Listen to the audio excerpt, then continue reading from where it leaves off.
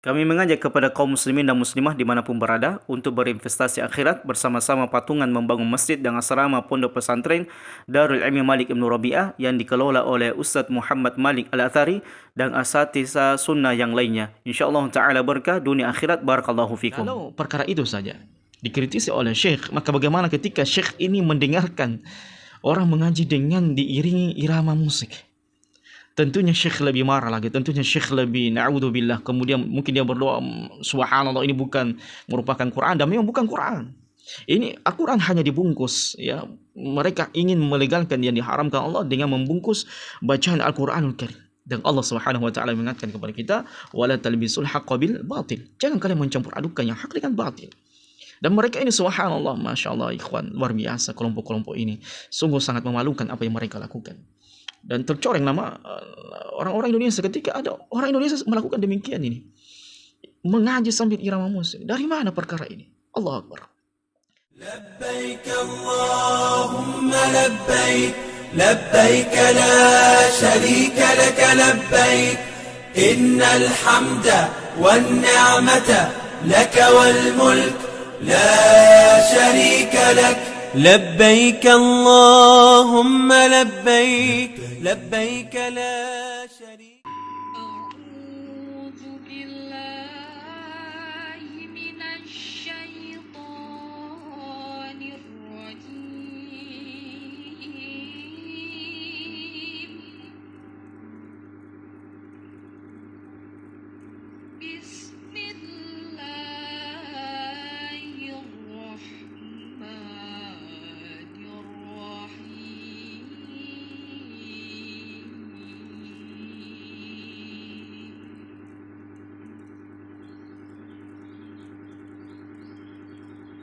يا أيها الناس إنا خلقناكم. Bismillahirrahmanirrahim. Assalamualaikum warahmatullahi wabarakatuh. Alhamdulillah hamdan katsiran thayyiban mubarakan fika man yuhibbuna wa yarda. Wassalatu wassalamu ala Rasulillah wa ala alihi wa ashabihi wa man tabi'ahum bi ihsanin ila yaumiddin wa ba'd. Fil bidayah aqul lakum Aidun sa'id, Aidun mubarak, takabbalallahu minna wa minkum wa kullu amin wa antum bi khairin. Itulah tadi jamaah rahmatullah sepenggal video yang kita saksikan dan dengar bersama. Jadi di situ ada wanita yang membaca Quran diiringi dengan suara gemelang atau sebuah nada musik yang identik dengan suku tertentu. Maka jemaah rahmatullah subhanahu wa ta'ala, dalam perkara ini Nabi kita alaihissalatu wassalam telah menyebutkan sesungguhnya di antara kalimat-kalimat nubuah yang pertama kali diperdengarkan pada umat-umat terdahulu dari Nabi mereka alaihissalatu wassalam, idza lam tastahi fasna ma'syid. Kalau kau tidak punya rasa malu kepada Allah Jalla Jalaluhu dan kepada manusia, maka lakukan apa yang kau ingin lakukan. Maka demikianlah jemaah rahmatullah subhanahu wa ta'ala amalan sebagian manusia yang selama ini mengatasnamakan diri mereka adalah kelompok aswaja, ahli sunnah wal jamaah. Namun kalau kita ingin melihat amalan-amalan mereka, kelakuan-kelakuan mereka, ini sungguh sangat jauh dari kata kalimat aswaja, slogan-slogan yang sering dielu-elukan, sering disampaikan kepada publik. Apa yang mereka lakukan adalah ahli sunnah wal jamaah, paling-paling ahli sunnah wal jamaah. Dan kalau kita meminta dalil kepada mereka, dalilnya tidak ada. Tidak ada jamaah rahmatullah. Dan selalu dalilnya ini kan tradisi. Ini kan sesuatu yang baik, sesuatu yang bisa mungkin menarik manusia untuk belajar agama, mempelajari Al-Quranul Karim. Nasallallahu salamatan wa afiyah. Dan ini kalau dibiarkan jamaah rahmatullah menjamur, kemudian semakin larut, maka mungkin nanti akan muncul orang yang mengaji tapi diiringi dengan musik rock. Orang mengaji tapi diiringi dengan musik dangdutan. Allahu Akbar. Maka inilah kehadiran MUI sangat dibutuhkan dalam momen seperti ini untuk membina orang-orang jangan sampai melakukan hal-hal yang tidak sesuai dengan ajaran Allah Jalla Jalaluhu yang diturunkan kepada Nabi alaihissalatu wassalam. Padahal zaman rahmatullah musik ini dengan berbagai jenisnya yang bisa melalaikan manusia, ini diharamkan oleh Allah Subhanahu wa taala di dalam Quran maupun sunnah Nabi alaihi salatu wasallam. Sebagaimana yang kita maklumi bersama, Allah Subhanahu wa taala mengatakan, wa minan nasi may yashtari lahwal hadits. Di antara manusia ada yang mempergunakan lahwal hadits, yaitu nyanyian-nyanyian yang memabukkan diiringi dengan musik-musik yang melalaikan, digunakan hal tersebut, diperjualbelikan untuk menyesatkan umat manusia. Dan benar saja zaman rahmatullah. Jadi membuat nyanyian, kemudian mendendangkan musik, itu adalah merupakan di antara sarana untuk mendapatkan uang di zaman ini yang budgetnya tidak kecil, sangat besar. Memperjualbelikan alat-alat musik, memperjualbelikan nada-nada musik, memperjualbelikan nyanyian, ya, suara-suara nyanyian dan sebagainya. Ini di zaman kita sekarang ini adalah sesuatu yang sangat mahal. Apatah lagi kalau nyanyian tersebut itu sangat viral. Dan ini yang mereka ingin gunakan dengan alasan, ya, sebagian kita melihat apa yang mereka lakukan. Misalnya salawat dalam keadaan joget-joget diiringi dengan musik dangdutan, diiringi dengan musik rock, dengan niat mereka, kata mereka, agar orang-orang yang orang-orang yang anak-anak nakal, kemudian orang-orang yang baru hijrah, orang-orang yang malas beribadah kepada Allah Jalla Jalaluhu, kita sedikit demi sedikit tarik mereka kepada kebaikan. Dan mana kebaikan yang mereka lakukan? Sungguh perkataan nol besar zaman rahmatullah. Andaikan semua yang mereka lakukan ini, salawat dalam keadaan dangdutan, mengaji dalam keadaan diiringi musik, ini bisa menyadarkan umat, bisa membuat umat menjadi sadar, menjadi lebih baik, menjadi lebih bertakwa kepada Allah, maka sungguh sarana ini telah digunakan oleh para nabi dan rasul. Apakah di zamannya para nabi dan rasul itu tidak ada nyanyian, tidak ada nasyid, tidak ada alat musik? Ada zaman rahmatullah subhanahu wa ta'ala. Dan di zaman kita lebih parah lagi. Dan itu digunakan oleh sebagian manusia yang tidak memiliki rasa malu kepada Allah Jalla Jalaluhu, yang mengatasnamakan apa yang mereka lakukan ini adalah tradisi. Dan begitu, ketika kita tanya kepada mereka mana dalilnya, selalu jawabannya mana, itu kan tradisi, itu kan sebuah perkara yang baik, sebuah begini dan begitu. Banyak sekali alasan mereka, dan mereka tidak jarang bahkan mungkin tidak pernah mendatangkan dalil Quran dan sunnah Nabi SAW dari apa yang mereka lakukan. Tapi zaman rahmatullah, kalaulah mengaji dengan irama mendayu-dayu itu dikritisi oleh para ulama, maka bagaimana lagi dengan mengaji diiringi dengan alat musik? Saya ingin sampaikan, menampilkan kepada antum sebuah potongan video di mana seorang syekh yang kemarin ini, ada orang Indonesia, seorang wanita itu mengaji sambil mendayu-dayu dan menggunakan irama jiharka, tetapi dikritisi oleh syekh ini dan mengatakan bahwasanya demi Allah Subhanahu wa taala, bahkan beliau bersumpah bahwasanya apa yang dilakukan oleh wanita ini, mengaji sambil mendayu-dayu, itu bukan Al-Qur'an. Kalau itu saja, mengaji tanpa diiringi musik dikatakan itu bukan merupakan Al-Qur'anul Karim, maka bagaimana lagi dengan orang yang mengaji dengan diiringi alat musik? Na'udzubillah, thumma na'udzubillah. Nasallahu salamatan wa afiyah. Baik, kita tampilkan dulu videonya supaya kita bisa saksikan bersama. اسمها ريا سلسبيلة، نشاهدها من خلال هذا الفيديو. أعوذ بالله من الشيطان الرجيم. بسم الله الرحمن الرحيم. كنتم خير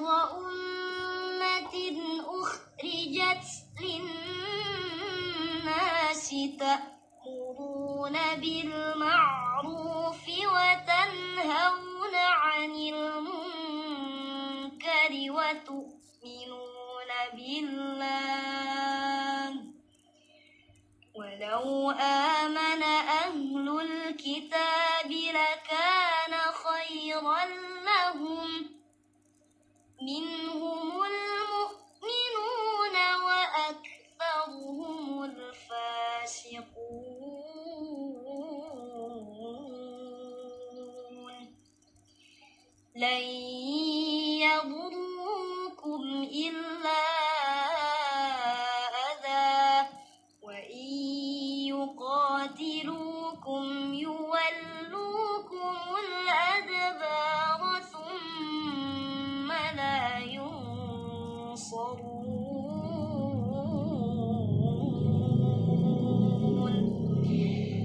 ضربت عليهم الذلة أينما ثقفوا إلا بحبل من الله وحبل من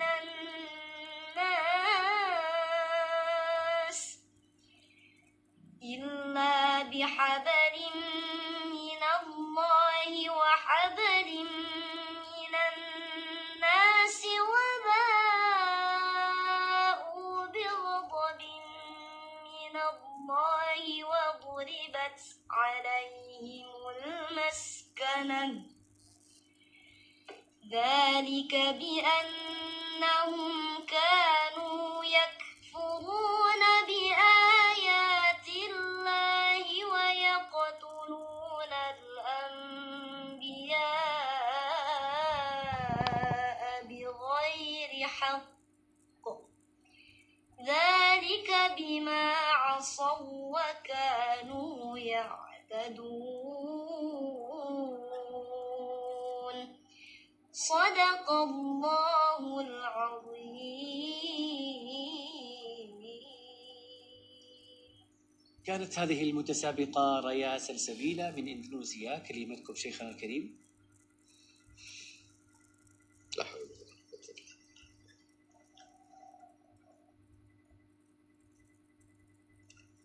لا حول ولا قوة إلا بالله. الله يستر. هناك أمر نغفل عنه، وهو أن القرآن كلام الله، دستور البشرية، بين الله لنا فيه عن ذاته العلية وعن النبوات وعن الدار الآخرة وعن الجنة والنار، وقال لنا فيه افعلوا كذا لا تفعلوا كذا، إن فعلتم كذا فسأعطيكم كذا وكذا وأكافئكم بكذا وكذا، وإن عصيتم أمري وفعلتم كذا وكذا فسوف أعاقبكم بكذا وكذا. دستور، ليس أغنية. القرآن ليس أغنية. تحسين الصوت بالقرآن القصد منه أن تقبل القلوب على القرآن، جلب القلوب إلى القرآن، لا أن نشغل القلوب عن المعاني التي أرادها الله عز وجل بالله. ليس أغنية، القرآن ليس أغنية. هؤلاء الذين، لا أتكلم عن بنتي، هذه بنتي، هذه ضحية، والله ضحية، ومثلها كثير، وخاصة في البلاد الشرقية، الفلبين وإندونيسيا وماليزيا. هذه البلاد مولعين بمن يسمى بالقراء الصيتين، أصحاب يا ليل يا عين في القرآن. ولا حول ولا قوة. يا إخواننا، لا تتبعوا هؤلاء، والله إنهم يضلونكم، والله إنهم يضلونكم. الله ما أنزل القرآن ليكون أداة طرب. تحسين الصوت الذي أمرنا به شرعا، ليس منا من لم يتغنى بالقرآن، زينوا القرآن بأصواتكم.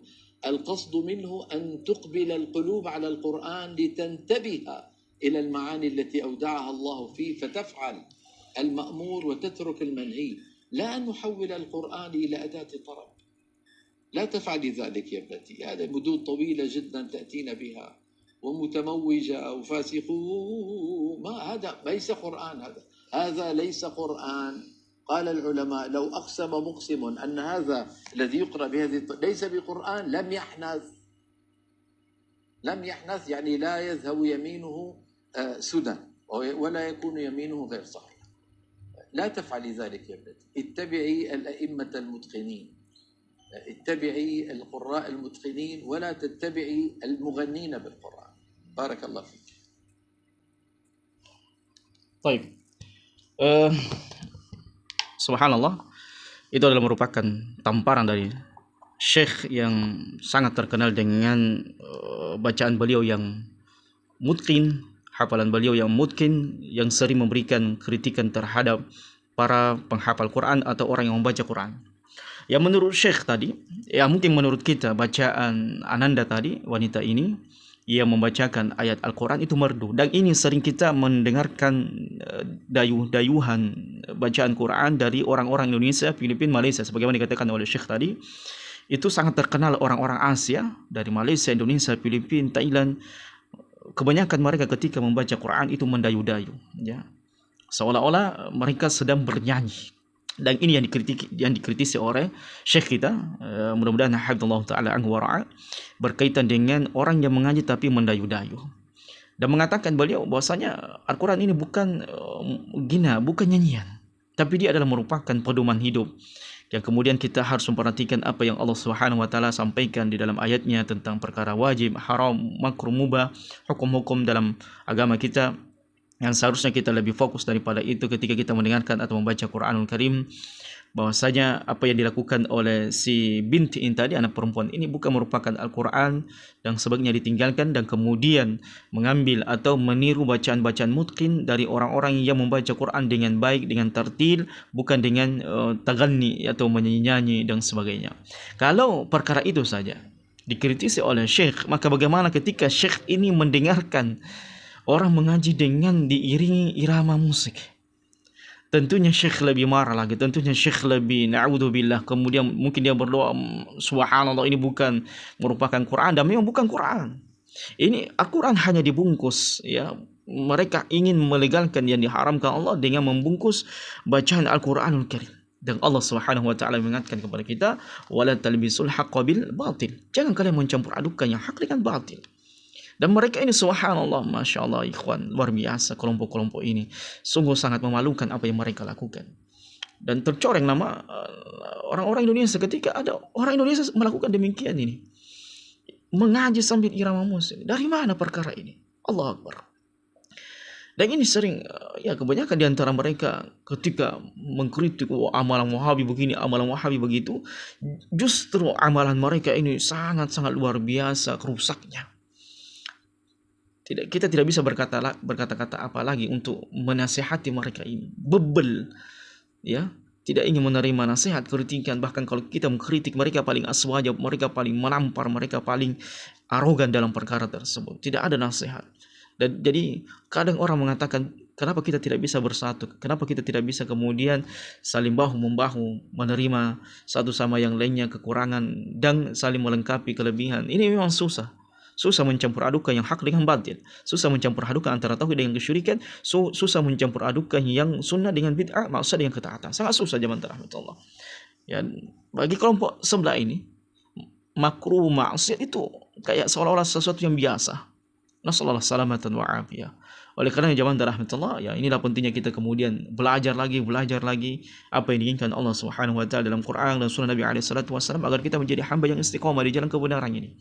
Bukan sebagian keadaan manusia yang menjadikan agama ini sebagai sesuatu main-mainan, sesuatu yang dipermainkan. Dan mereka, kita lihat memang agama ini jadi permainan mereka. Salawat dalam keadaan dandutan, joget-jogetan, brutal seperti orang-orang yang mabuk. Kemudian sholat tarawih beberapa detik saja, Allah Akbar, subhanallah. Ditambah lagi mengaji dengan diiringi suara musik. Ya, mana MUI, Majelis Ulama Indonesia, yang seharusnya menjadi garda terdepan dalam membina, memperingatkan umat agar jangan sampai melakukan hal-hal yang tidak disyaratkan oleh Allah Subhanahu wa taala. Inilah yang mungkin dikatakan oleh Nabi alaihi salatu wasallam, inna mimma adrakan nas min kalamin nubuwatil ula idza lam tastahi fasla ma'syid. Sesungguhnya di antara perkataan nubuwah yang pertama kali para nabi dan rasul sampaikan dan diperdengarkan kepada umat manusia di setiap umat adalah, kalau kau tidak memiliki rasa malu, lakukan apa yang engkau ingin lakukan. Jadi kalau ente tidak punya rasa malu, silahkan lakukan apa yang engkau ingin lakukan berkaitan dengan agama Allah Subhanahu wa taala. Dan ini kita mendapatkan dewasa ini banyak orang yang tidak punya lagi rasa malu di hadapan Allah Subhanahu wa taala, menjadikan agama Allah Jalla Jalaluhu sebuah permainan, sebuah sesuatu yang dipermainkan. Tidak ada ketundukan, tidak ada rasa khusyuk, tidak ada rasa takut kepada Allah Jalla Jalaluhu.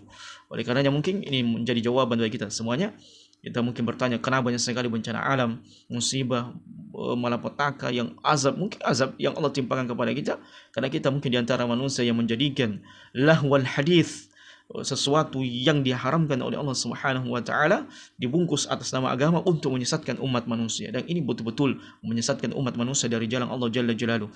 Dan benar apa yang disabdakan oleh Nabi juga alaihi salatu wasallam dalam hadisnya, kelak nanti di akhir zaman banyak manusia yang menjadikan sesuatu yang haram itu menjadi halal, sesuatu yang boleh, sesuatu yang tidak bermasalah bagi mereka, padahal dibenci oleh Allah Subhanahu wa taala dan dibenci oleh Nabi alaihi salatu wasallam.